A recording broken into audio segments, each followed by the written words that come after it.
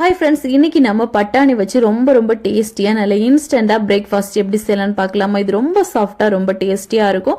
புதுவிதமான ஒரு டிஃபன் கூட சொல்லலாம். ஸோ கண்டிப்பா ட்ரை பண்ணி பாருங்க. இது செய்யறதுக்காக ஒரு மிக்சி ஜார்ல அரை கப் அளவுக்கு பட்டாணி, இதை ஊற வச்ச பட்டாணி 8 மணி நேரம்.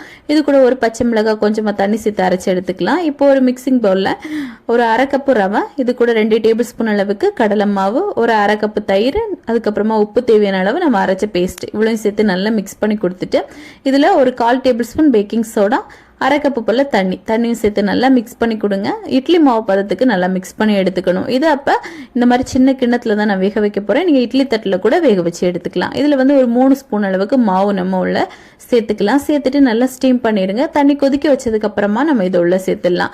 சேர்த்துட்டு மூடி போட்டு ஒரு 10 நிமிஷம் மட்டும் வேக வைங்க. 10 நிமிஷம் வந்ததுமே மேல இந்த மாதிரி வெடிப்பு வந்துருச்சு அப்படின்னாலே நல்லா வெந்துருச்சுன்னு அர்த்தம். இப்போ இது நல்லா ஆற விட்டுட்டு ஒரு கத்தி வச்சு ஓரத்தை மட்டும் எடுத்தீங்க அப்படின்னா ரொம்ப பர்ஃபெக்டா ரொம்ப டேஸ்டியான டிஃபன் ரெடி ஆயிடுச்சு.